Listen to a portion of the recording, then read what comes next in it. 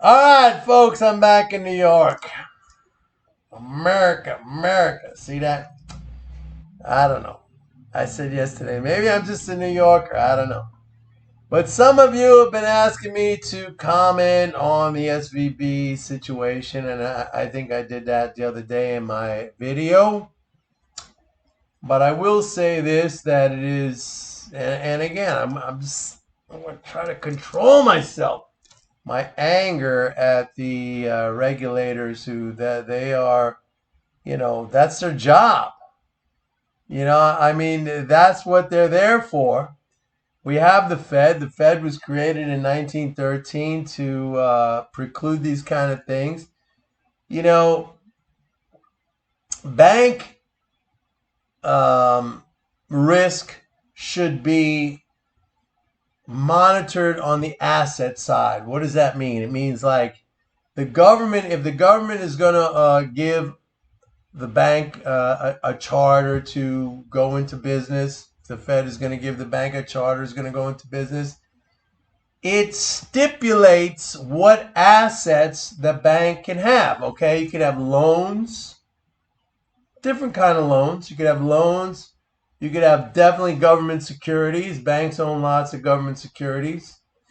And you could own some other things, but you can't own like crazy things like pork bellies and stuff like that, and highly speculative things. And that is the job of the regulators to oversee that. And in addition to that, banks have to have a certain amount of capital. It's the capital that determines how much a bank can lend, not the reserves.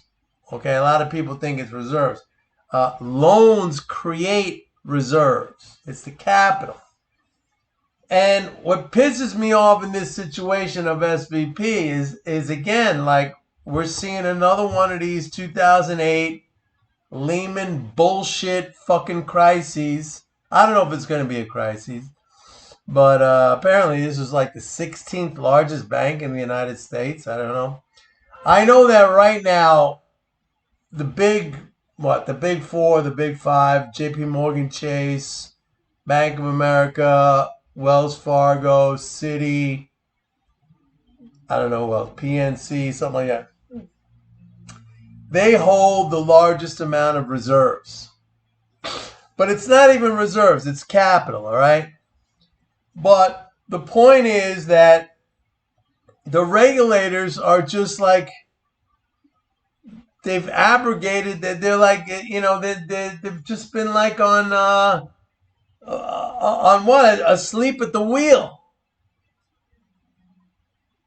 And the worst thing of all is that the Fed, which was created as an institution to, like I said yesterday, to preclude these bank runs. Before that, we had Pierpont Morgan, the Morgan Bank. In 1907, that was the panic of 1907, where they got together and, Morgan put together a group which was was it City? It wasn't Citibank called at the time, but a bunch of banks, and they ponied up the money to like calm down the capital system. And then, the government, ultimately 6 years later, the government pretty much enacted that into law as the Federal Reserve Act. And they're just sitting there doing nothing. So the question that a lot of you are posing to me is this going to be a, like one of these events, is a contagion?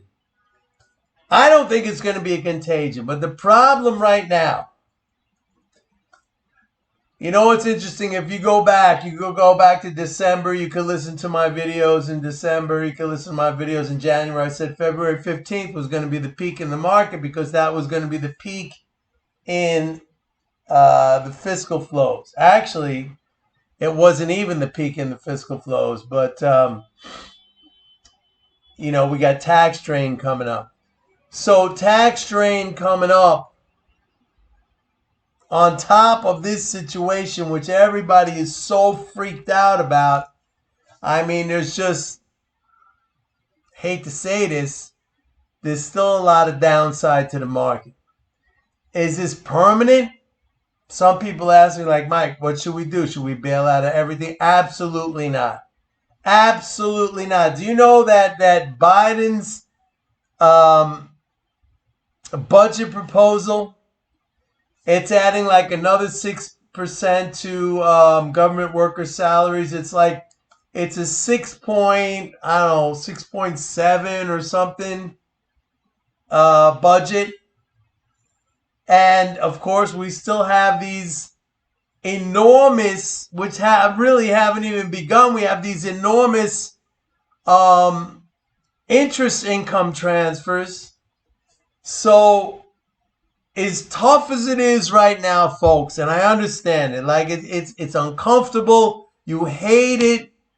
You're thinking, Mike, you're an idiot. I should have sold out on February 15th. And I said February 15th. Some of you did, actually. But if you look at the fiscal picture, and that's really all it comes down to, because if those flows are going in, like, everything's going to be okay in the macro. I'm not saying like there's going to be individual. Look, yesterday when I came back from Florida, I had an Uber driver, this very nice African-American lady, and she was telling me like she works 7 days a week and she can barely cover her expenses. And I feel really bad for these people. I feel really bad. Like, they're working hard, man. It's like, and we look at policy, how it is so designed to flow everything up to the top. And today I was doing some of my work today, and I'm seeing like housing starts at 1.3 million. Building permits at 1.3 million. Folks, housing prices are not going to go down. I'm sorry. Like, this little dip, if there has been anything at all because of interest rates going up. I mean, let me tell you something. In 1968, when the population of the United States was like 180 million, we were building 2.5 million units annually, okay?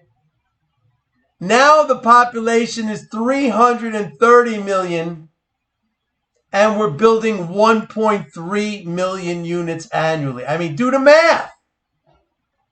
There's just not enough supply. So, like, you have to own the home builders, okay? You have to own, I don't know, if you want to own like a REIT, like a real estate trust, something like that. I mean, what's going on, right? And people think because rates are going up, it's not going to crash. We don't have enough. We don't have enough. 180 million people, population of the United States in 1968, and we made 2.5 million homes. 330 million population now, and we're doing 1.3 million. Come on. It's like half. We still haven't recovered from the 2008 financial crash when it comes to housing. So, like, again, I'll say I don't control policy. I'm here to try to help you guys make money. You got to buy the home builders. And in the big picture, if the government's going to be spending kind of like 8 trillion annually with these interest rate increases, I just cannot, I'm sorry, but I just cannot give you a negative recommendation on the stock market. There's going to be some sectors that are not going to do that well. But overall, I mean, you're talking about this massive fiscal transfers. And, that's, again, like I always say, that's the core derivative. That's the first derivative. So that's it for today. See you guys tomorrow. Bye.